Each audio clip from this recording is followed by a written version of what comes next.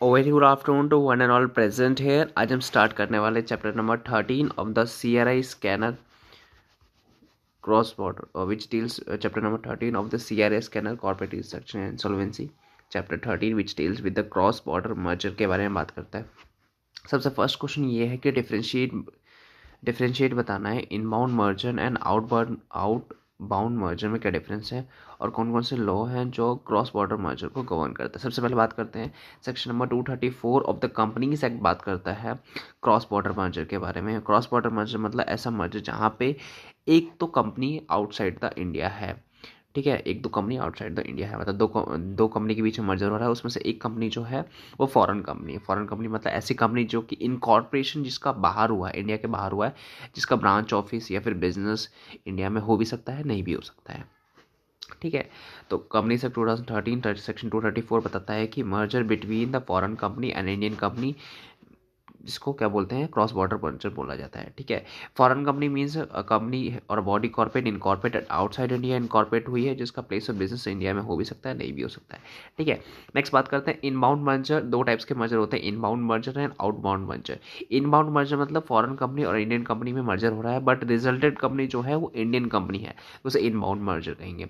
अगर outbound merger मतलब Indian company और फॉरेन कंपनी के बीच में मर्जर हो रहा है, बट जो रिजल्टेंट कंपनी क्या है वो फॉरेन कंपनी है, तो उसे क्या कहेंगे, आउटबाउंड मर्जर, ठीक है। डिफरेंस ये इंडियन कंपनी और फॉरेन कंपनी में मर्जर हो रहा है, रिजल्टेंट कंपनी अगर इंडियन कंपनी है तो इनबाउंड मर्जर, इंडियन कंपनी और फॉरेन कंपनी में मर्जर हो रहा है, अगर रिजल्टेंट कंपनी फॉरेन कंपनी है तो उसे कहेंगे आउटबाउंड मर्जर, ठीक है। लॉ कौन कौन से हैं जो क्रॉस बॉर्डर मर्जर को गवर्न करता है, ठीक है। Companies act, FEMA act 1999, cross border merger के regulations 2018, competition act 2002, income tax act 1961, transfer of property act 1882, SEBI का regulation, SEBI substantial acquisition of the shares and take over regulation 2011, Insolvency and Bankruptcy Code 2016, Department of the for the Promotion of Industries and Internal Trade, DPIIT, Indian Stamp Act 1899, in AS 103, in AS 103, business combination के बारे में बात करते हैं 103।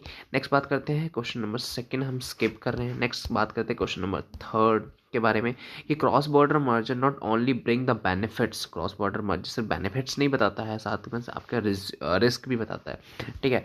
तो क्या क्या benefits and risk क्या है क्रॉस बॉर्डर मर्जर के साथ। पहले तो हम देखेंगे सेक्शन नंबर 234, हमने अभी देखा, बताता है क्रॉस बॉर्डर मर्जर के बारे में प्रोविजन, ठीक है। इंडियन कंपनी फॉरेन कंपनी के साथ मर्जर और क्रॉस बॉर्डर मर्जर कहते हैं। आपको कंपनी सेक्ट के साथ साथ RBI के रूल्स एंड रेगुलेशंस एंड फैमा के रेगुलेशन को भी कंप्लाई करना होता है, ये भी देखा हमने। इनबाउंड मर्जर और आउटबाउंड मर्जर के बारे में बताया कि रिजल्टेंट कंपनी अगर इंडियन कंपनी है तो इनबाउंड मर्जर, रिजल्टिंग कंपनी अगर फॉरेन कंपनी है तो आउटबाउंड मर्जर हो जाता है, ठीक है। क्रॉस बॉर्डर मर्जर बहुत सारे बेनिफिट भी बताता है, like technologies advancement, diversification etcetera etcetera. उसके साथ साथ कुछ रिस्क हैं जो क्रॉस बॉर्डर मर्जर में इन्वॉल्व होते हैं। रिस्क है, सबसे पहले रिस्क है टैक्सेशन का रिस्क, डबल टैक्सेशन हो सकता है कई बार, ठीक है। लोकल प्रोफेशनल्स को हायर करना, उनकी फीस को पे करना, ये भी एक तरीके का रिस्क अज्यूम हो सकता है। रेगुलेटरी बैकग्राउंड क्या होता है कि rules and regulation, laws and regulation जो होते हैं कई बार होस्ट कंपनी के डिफरेंट हो सकते हैं, उसको समझने में, उसको कंप्लाई करने में डिफिकल्टीज आ सकती है। इस टाइप्स के भी रिस्क अराइज हो सकते हैं इनके सब क्रॉस बॉर्डर मर्जर, ठीक है। पॉलिटिकल सिनेरियो को समझना होता है, सामने वाली कंट्री में आप जाके मर्जर करने वाले हो, उसके पॉलिटिकल सिनेरियोज क्या हैं, वहाँ के रूल्स एंड रेगुलेशंस क्या हैं, वहाँ का पॉलिटिकल कल्चर कैसा है, वहाँ के क्या टैक्स बेनिफिट्स हैं, क्या रिस्क अराइज है, ये सारे पॉलिटिकल सिनेरियो को समझना होता है। अनस्टेबल पॉलिटिकल सिचुएशंस हुई तो डिफिकल्टीज हो सकती है बिजनेस को कैरी करने में, ठीक है। वैल्यूएशन भी एक वन ऑफ द फैक्टर होता है रिस्क को समझने के लिए। Exchange rate, stock market, transaction, ये सारे किसके ऊपर डिपेंड होते हैं, वैल्यूएशन के ऊपर डिपेंड्स होते हैं, ठीक है। तो ये तो कुछ हमने रिस्क देख लिए, क्या क्या रिस्क हैं, और साथ में हमने थोड़े से यहाँ पे एडवांटेजेस भी देख लिए थे, क्या क्या एडवांटेजेस हैं क्रॉस बॉर्डर मर्जर में, ठीक है। तो क्वेश्चन में यही पूछा था क्या क्या बेनिफिट्स, क्या सिर्फ बेनिफिट्स नहीं बताता है, कुछ रिस्क भी हैं जो क्रॉस बॉर्डर मर्जर में बताता है। ये कुछ नॉर्मल प्रोसीजर पढ़ा, उसके बाद हमने कुछ और इसके रिस्क क्या क्या एसोसिएशन। नेक्स्ट बात करते हैं explain the inbound merger, explain करना है, एंड आउटबाउंड मर्जर एक्सप्लेन करना है, as defined in the foreign exchange management cross border insolvency cross border merger regulation 2018 में। इनबाउंड मर्जर आउटबाउंड मर्जर को एक्सप्लेन करना। बहुत ही इजी क्वेश्चन है, सेक्शन नंबर 234 सब अगेन इन्होंने क्वेश्चन नंबर के स्टार्टिंग सेक्शन से किए। Section number 234 of the company act बात करता है क्रॉस बॉर्डर मर्जर के बारे में। ठीक है, क्रॉस बॉर्डर मर्जर मतलब फॉरेन कंपनी इंडियन कंपनी के बीच में मर्जर हो रहा है तो उसे क्रॉस बॉर्डर मर्जर कहेंगे। Foreign company means foreign company को इन्होंने यहाँ पे डिफाइन किया है और साथ में बताया है फॉरेन कंपनी का मतलब ऐसी कंपनी जो कि इनकॉर्पोरेट आउटसाइड इंडिया हुई जिसका प्लेस ऑफ बिजनेस इंडिया में है और नहीं भी हो सकता है। साथ में उनको कंपनी सेक्टर को अप्लाई करना होता है, फैमा के रूल्स एंड रेगुलेशंस को भी अप्लाई करना होता है, आरबीआई के रूल्स एंड रेगुलेशन को भी अप्लाई करना है। साथ ही साथ उनको foreign exchange management cross border merger regulation 2018 को भी कंप्लाई करना होता है। ये तो पहले बताया है कि सेक्शन 234 बात करता है। उसके बाद फॉरेन कंपनी की definition plus rules and regulation को कंप्लाई करना होता है। उसके बाद इनबाउंड मर्जर की डेफिनेशन जहाँ पर रिजल्टेंट कंपनी इंडियन कंपनी होती है, हमने पहले भी देख रखा है। फॉलोइंग एस्पेक्ट्स जो है आपको समझना पड़ेगा ड्यूरिंग द इनबाउंड मर्जर, जहाँ पे रिजल्टिंग कंपनी इंडियन कंपनी है, फॉरेन कंपनी इंडियन कंपनी के बीच में मर्जर हो रहा है जिसमें रिजल्टिंग कंपनी इंडियन कंपनी है, तो उसमें कुछ एस्पेक्ट्स हैं जिसको आपको समझना पड़ेगा इनबाउंड मर्जर के केस में। सबसे पहले ये है कि जो भी रिजल्टेंट कंपनी है cross border post cross border merger में क्रॉस बॉर्डर मर्जर होने के बाद ट्रांसफ़र कर सकती है अपनी securities including the foreign securities भी ट्रांसफ़र कर सकती है। किसको ट्रांसफ़र करेगी? Person resident outside India, foreign security person resident outside India को भी ट्रांसफ़र कर सकती है। कोई भी ऑफिस या फिर ब्रांच अगर आउटसाइड इंडिया है फॉरेन कंपनी का, ठीक है, इंडियन कंपनी और फॉरेन कंपनी के बीच में मर्जर हो रहा था और इंडियन कंपनी और फॉरेन कंपनी के बीच में मर्जर हो रहा है और रिजल्टिंग कंपनी इंडियन कंपनी है, तो उस केस में जो फॉरेन कंपनी का कोई भी ब्रांच या फिर ऑफिस आउटसाइड इंडिया था तो वो डीम्ड क्या हो जाएगा? Deemed office of the resultant company, मतलब बाहर की कोई ब्रांच जो थी वो इंडियन कंपनी की ब्रांच डीम मान लिया जाएगा कि हाँ वो अब इंडियन कंपनी की ब्रांच है। कुछ जो भी बोरोविंग है ट्रांसफर कंपनी की become the borrowing of the resulting company की बोरोविंग बन जाएगी। ठीक है, असेट्स जो भी एक्वायर किया था रिजल्टिंग कंपनी ने ट्रांसफर कर दिया जाएगा as accordance with provision of the companies acts and the regulation frame under their under. ठीक है, नेक्स्ट बात करते हैं और जो भी resultant company is allowed to open account in a foreign currency outside India. ठीक है, रिजल्टेंट कंपनी इंडियन कंपनी है तो वो इंडियन कंपनी आउटसाइड इंडिया भी अपनी फॉरेन करेंसी अकाउंट ओपन कर सकती है आउटसाइड इंडिया भी। नेक्स्ट बात करते हैं आउटबाउंड मर्जर, मतलब हमने पहले देखा आउटबाउंड मर्जर मतलब Indian company and foreign company के बीच में मर्जर हो रहा है एंड जो रिजल्टिंग कंपनी है वो फॉरेन कंपनी है तो उसे क्या बोलेंगे? Outbound merger. ठीक है, तो आउटबाउंड मर्जर के केस में क्या क्या की एस्पेक्ट्स हैं जो आपको ध्यान में रखना है। ठीक है, कि एक्सपेक्ट्स ये सबसे पहले जो भी सिक्योरिटीज इशू करेंगे, ठीक है, इंडियन कंपनी और फॉरेन कंपनी के बीच में मर्जर हो रहा है और मतलब इंडियन कंपनी खत्म होने वाली है, फॉरेन कंपनी रिजल्टेंट कंपनी है।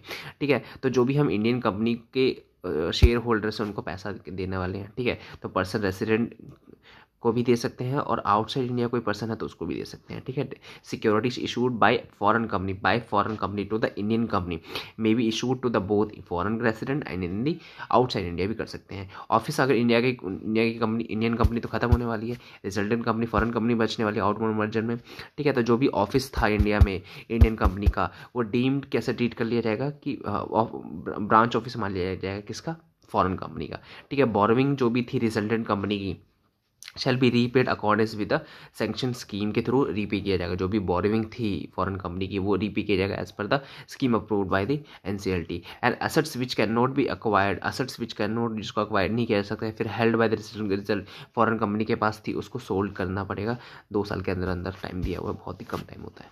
Resultant company can now open a special non resident rupee account भी ओपन कर सकती है। रिजल्टेंट कंपनी मतलब फॉरेन कंपनी, ठीक है, वो अपना नॉन रेसिडेंट रुपी अकाउंट, यहाँ पे रुपी अकाउंट ओपन करेगी क्योंकि रिजल्टेंट कंपनी क्या है? फॉरेन कंपनी है। नेक्स्ट बात करते हैं अगेन इंपॉर्टेंट बहुत ही इजी क्वेश्चन है। सिक्योर सोर्स इंडियन एक इंडियन कंपनी है जो कि कंटेम्पलेट टू टेक ओवर करना चाहती है किसको? फॉरेन कंपनी, सिंगापुर की कंपनी को टेक ओवर करना चाहती है। मतलब यहाँ पे क्वेश्चन पढ़ने से ये लग रहा है कि एक इंडियन कंपनी फॉरेन कंपनी को टेक ओवर करना चाहती है, मतलब ये इनबाउंड मर्जर है। रिजल्टेंट कंपनी कौन सी होने वाली है? रिजल्टेंट कंपनी कौन सी होने वाली है? इंडियन कंपनी होने वाली है। ठीक है, तो क्रॉस बॉर्डर मर्जर अगेन इन्होंने पहले क्रॉस बॉर्डर मर्जर को समझाया। ठीक है, क्रॉस बॉर्डर मर्जर मतलब इंडियन कंपनी फॉरेन कंपनी के बीच में मर्जर, इसे क्रॉस बॉर्डर मर्जर कहते हैं। ये help in the global expansion में हेल्प करता है। ठीक है, उसके बाद इनबाउंड मर्जर के बारे में बताया कि ये एक तरीके का इनबाउंड मर्जर है क्योंकि इंडियन कंपनी फॉरेन कंपनी को टेक ओवर करने वाली है। उसके बाद फिर उन्होंने बताया सेक्शन नंबर 234 बताता है सेक्शन 234 बताता है provision for the cross border merger के बारे में। साथ में आपको RBI का रेगुलेशंस एंड अलग क्रॉस बॉर्डर अरेंजमेंट के जो रूल्स हैं, कंपनी सेक्ट के जो रूल्स हैं, फैमा के प्रोविजंस है, उसको भी आपको कंप्लाई करना होगा। नेक्स्ट बताता है टर्म्स एंड कंडीशन जो भी होगा उसमें इंक्लूड किया जाएगा कि हम पेमेंट कैसे करने वाले हैं share holders of merging company के शेयर होल्डर्स को, कैश में देने वाले हैं या फिर डिपॉजिट रिसीट देने वाले हैं या फिर कॉम्बिनेशन देने वाले हैं। ट्रांसफर कंपनी जो भी होगी इंश्योर करेगी कि जो वैल्यूएशन वो करवा रहे हैं रजिस्टर्ड वैल्यूअर से करवा रहे हैं। ट्रांसफर कंपनी जो भी होगी वो इंश्योर करेगी वैल्यूएशन रजिस्टर्ड वैल्यूअर से करवा रहे हैं। जो रजिस्टर्ड वैल्यूअर होगा वो मेंबर होगा किसी प्रोफेशनल बॉडी का, ठीक है, प्रोफेशनल बॉडी का। रिजल्टेंट कंपनी जो भी होगी अलाउ करेगी open an account in the foreign currency, ठीक है, फॉरेन करेंसी आउटस्टैंडिंग, मतलब जो इंडियन कंपनी रिजल्टेंट कंपनी होने वाली है इस क्वेश्चन में, ठीक है, तो वो क्या कर सकती है, बाहर के बैंक, बाहर इंडिया के बाहर जो भी बैंक होगा उसमें अपना अकाउंट ओपन करवा सकती है। नेक्स्ट बात करते हैं outbound merger. Out again same repetition, outbound merger क्या होता है, रिजल्टेंट कंपनी अगर फॉरेन कंपनी है तो उसे आउटबाउंड मर्जर कहा जाएगा, ठीक है। कि एस्पेक्ट्स क्या क्या है आउटबाउंड मर्जर के लिए हमने अभी देखा, सॉरी ई इनबाउंड मर्जर के लिए था वो, ठीक है। आउटबाउंड मर्जर के लिए क्या क्या है कि एस्पेक्ट्स हैं। आउटबाउंड मर्जर मतलब रिजल्टेंट कंपनी क्या है, फॉरेन कंपनी है, ठीक है। तो की एस्पेक्ट्स ये है कि जो भी सिक्योरिटी इशू करने वाले हैं फॉरेन कंपनी किसको इशू करेगी, इंडियन कंपनीज के शेयर होल्डर्स को, ठीक है। वो भी किस में होगा, इन पर्सन या फिर रेसिडेंट के थ्रू इशू कर सकते हैं। Office of the Indian company जो भी होगा डीम्ड ऑफिस या branch office of the foreign company मान लिया जाएगा, रिजल्टेंट कंपनी मान लिया जाएगा। Borrowing of the resultant company मतलब borrowing of the foreign company repay किया जाएगा in accordance with the sanction scheme के थ्रू, ठीक है। असेट जो अक्वायर नहीं किया जा सकता या फिर रिजल्टेंट कंपनी के पास है, फॉरेन कंपनी के पास है, उसको 2 साल के अंदर अंदर सोल्ड करना है। And resultant company can now open a special non resident rupee account open कर सकती है, ठीक है। That's it. नेक्स्ट क्वेश्चन भी बहुत ईजी है कि secure source India private limited, same question है ये, सेम क्वेश्चन है, सेम क्वेश्चन।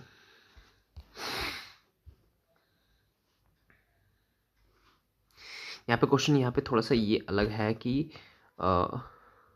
क्वेश्चन सेम है, आंसर भी सेम है, बस यहाँ पे थोड़ा सा ये अलग है कि Indian company shall file, Indian company को पिटीशन फाइल करना होगा एनसीएलटी में अगर इंडियन कंपनी या फॉरेन कंपनी के बीच में मर्जर हो रहा है या फिर इंडियन कंपनी फॉरेन कंपनी को टेक ओवर करने वाली है, तो उस केस में वही आपका सेक्शन नंबर 230 से 232 का प्रोसीजर, सेक्शन नंबर 234 का जो प्रोसीजर फॉलो होगा क्रॉस बॉर्डर मर्जर के लिए। बट साथ में आपको पिटीशन फाइल करना होगा सेक्शन नंबर 230 से लेकर 232 के लिए, मतलब, और साथ में आपको डिक्लेरेशन भी देना होगा आरबीआई को, और उसका डिक्लेरेशन इसलिए कि आपको आरबीआई का भी अप्रूवल चाहिए इस केस में, ठीक है। उसके बाद cross border merger is permitted with companies belonging to certain countries, ठीक है। कुछ कंट्रीज है जो क्रॉस बॉर्डर मर्जर जिसके साथ हम कर सकते हैं, कुछ कंट्रीज को इन्होंने स्पेसिफाई किया है जिसके साथ हम क्रॉस बॉर्डर मर्जर कर सकते हैं, ठीक है। ऐसी कंट्री जिसका सिक्योरिटीज मार्केट रेगुलेटर जो है वो सिग्नेटरी है, मतलब रजिस्टर्ड है किससे, international organisation of securities commission IOS को, या फिर मल्टीनेशनल मेमोरेंडम ऑफ अंडरटेकिंग, ठीक है। या फिर जिसका उस कंट्री का जो सेंट्रल बैंक है वो मेंबर है किस चीज़ का, bank of the international settlement का मेंबर है, या फिर वो जो कंट्री है वो एफएटीएफ की कंप्लाइंट कंट्री है या फिर एफएटीएफ की मेंबर कंट्री है, ठीक है। द कंट्री से identify the financial action task force, और कोई भी एंटी मनी लॉन्ड्रिंग में इन्वॉल्व नहीं है, ठीक है। नेक्स्ट बात करते हैं, last question I think, question number 6 बात करता है अमालगमेटेड कंपनी हैज़ टू इशू, ठीक है। इंडियन कंपनी फॉरेन कंपनी के बीच में मर्जर हो रहा है, जो अमालगमेटेड कंपनी है, ठीक है, has to issue, amalgamated company मतलब रिजल्ट कंपनी जो है, has to issue the new shares to the non resident Indian in the amalgamation and for that it has to be obtain a permission of the RBI under the provision, मतलब जो resulted company है उसको shares issue करना होगा, ठीक है। तो उसके बारे में हमें आरबीआई से परमिशन लेना है या नहीं, उसके बारे में प्रोविजन पूछा हुआ है। सबसे पहले अगेन सेक्शन नंबर 234 बताया गया है यहाँ पे क्रॉस बॉर्डर मर्जर के बारे में। उसके बाद apart from the companies act के साथ साथ फैमा के साथ साथ आरबीआई के साथ साथ आपको foreign exchange management cross border merger regulation 2018 का एक रेगुलेशन है वो भी आपको कंप्लाई करना पड़ेगा, अगेन इनबाउंड मर्जर जहाँ पे रिजल्टेंट कंपनी इंडियन कंपनी है, ठीक है। उसके बाद when the scheme of amalgamation include issue of the share cash option to the non resident, अगर हम किसी नॉन रेसिडेंट को शेयर इशू कर रहे हैं या फिर कैश दे रहे हैं, ठीक है, द अमालगमेटेड कंपनी उस केस में आपको आरबीआई से अप्रूवल लेना पड़ेगा, ठीक है। इनबाउंड मर्जर मतलब ऐसा मर्जर, सबसे पहले समझते हैं इनबाउंड मर्जर जहाँ पे इंडियन कंपनी फॉरेन कंपनी के बीच में मर्जर हो रहा है। रिजल्टेंट कंपनी कौन सी है, वो इंडियन कंपनी है, तो इंडियन कंपनी ऑब्वियसली पता है जब फॉरेन कंपनी के जो मेंबर्स होंगे शेयर होल्डर्स होंगे उनको पैसा देंगी, ठीक है, क्योंकि फॉरेन कंपनी तो डिजॉल्व होने वाली है, एब्जॉर्ब होने वाली है, ठीक है। तो उनके जो शेयर होल्डर्स हैं उनको पैसा मिलने वाला है फॉरेन रेसिडेंट्स को, ठीक है। तो जो फॉरेन रेसिडेंट को हम कैश देंगे या फिर हम कुछ और कैश ऑप्शन या फिर शेयर्स इशू करेंगे, तो उस केस में हमारा इंडिया का पैसा बाहर जा रहा है तो हमें आरबीआई का अप्रूवल तो लगता ही है, ठीक है। उस केस में आरबीआई का अप्रूवल चाहिए subject to the condition, under the foreign exchange management transfer of the issue and securities regulation 2000, क्या क्या रेगुलेशन है यार। ठीक है, next it shall be ensure that the percentage of the share holding, ये भी इंश्योर करना है कि जो फॉरेन बंदे को हम जो पैसा दे रहे हैं, ठीक है, फॉरेन पर्सन को, जो फॉरेन रेसिडेंट को जो हम पैसा दे रहे हैं, उसकी जो लिमिट है percentage of share holdings of the person resident outside India in the transferee company shall not, उसकी जो लिमिट है एक्सीड नहीं होना चाहिए, जो कि लिमिट आरबीआई या सेंट्रल गवर्नमेंट ने सेट की हुई है। ठीक है, अगर लिमिट एक्सीड होती है तो उस केस में आपको, अगर लगता है कि लिमिट एक्सीड हो जाएगी, उस केस में आपको फ्रेश अप्रूवल लेना पड़ेगा आरबीआई सेंट्रल गवर्नमेंट से। ठीक है, और ट्रांसफर कंपनी रिपोर्ट सबमिट करेगी, सारा कुछ होने के बाद आरबीआई को बताएगी कि डिटेल ऑफ द शेयर्स कितना था फॉरेन रेसिडेंट के पास, कितना हमने उसको और शेयर्स सबमिट दिए। उसके बाद all the terms and conditions stipulated and schemes approved by the tribunal has been complied, सारी चीज़ों को हमने कंप्लाई किया, लास्ट में एक रिपोर्ट भी आप सबमिट कर दोगे आरबीआई को। That's it. जय हिंद दोस्तों।